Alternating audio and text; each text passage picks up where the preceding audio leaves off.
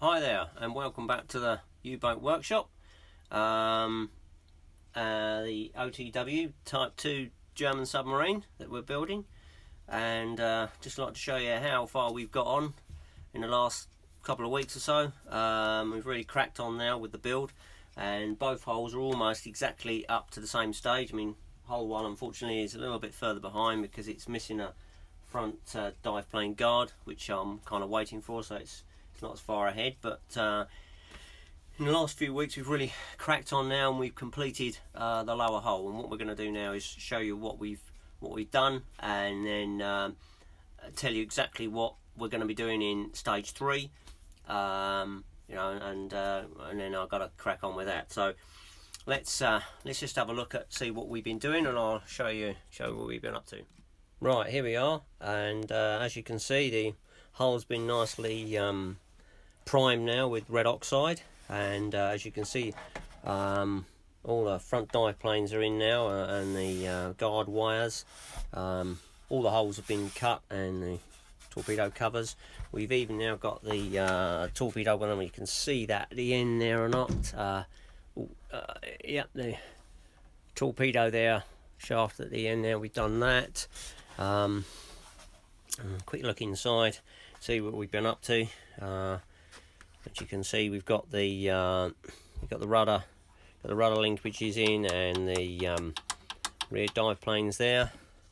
It's all been nicely painted inside, and as you can see, we've even put the battery box in here. This is for the battery. It can nicely sit in there, and the water can drain out and drain through, which is necessary because it's going to be an external battery, of course. And as you can see, we've got the all the propellers all set now, and the rudder all nicely done, all ready to go. The one problem we're going to have here is that the tube is quite a tight fit in here, and it only leaves me with about 50 millimeters to put the coupling in. And what I'm going to show you is what we're going to do about that by having a small coupling, and I'm going to show you this on another submarine that I built beforehand, and I'll show you the sort of double coupling arrangement that's necessary for a very small area. And as you can see there, you can just see there, we've got a double coupling here. And the reason for that is that because the shafts don't enter exactly the same on the same plane as the motors, it's just unavoidable. You can't do that because the nature of the boat. So if you have one coupling here, it just doesn't work very well, and it puts a lot of strain on the motor. So the best way to do it is have a double coupling here, as you can see that, and put two couplings together, and that just takes all the effort out of the motor, and it's able to take out any misalignment in a very short space. I think that's only about some 45 millimeters between those two, and that's kind of exactly what you want. Yeah, so now we've done all that, and it's all ready. In fact, this hull now is kind of even got the hydrophones in here as well. So this hull is, you know, including the teeth even on the front now. Oh, really good. This hull now is ready kind of for painting, but we won't do that until the very last. We won't do that until the very last knock-ins. So, and we know the tube fits in it. So there we go.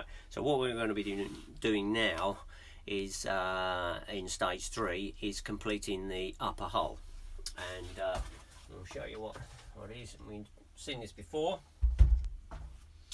There we have it. You know, we've cut out all the holes ready for this, and now we've got to basically what we've got to do is we've got to fit this deck on, these decks, the brass etched deck on there like that,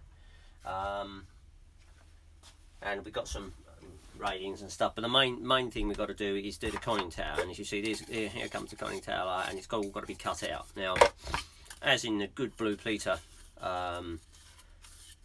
show, I've got one here already kind of cut out for you, and you can see that I've cut that out.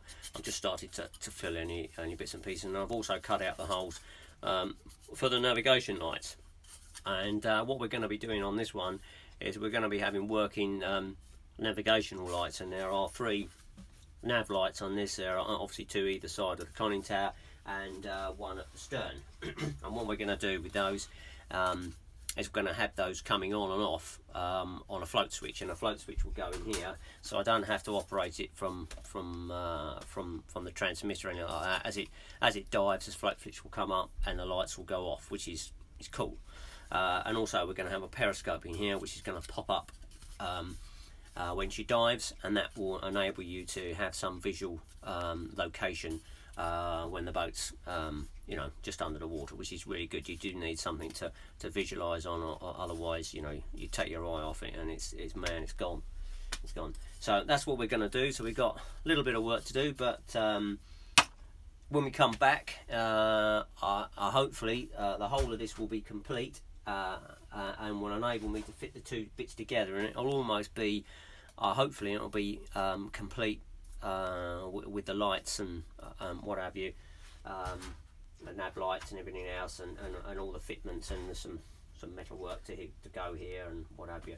And we've got to put the net cutter on the front, which we've got to solder up, but that won't be too much of a problem. So when we come back, as I said, we should have virtually a completed submarine, albeit the painting.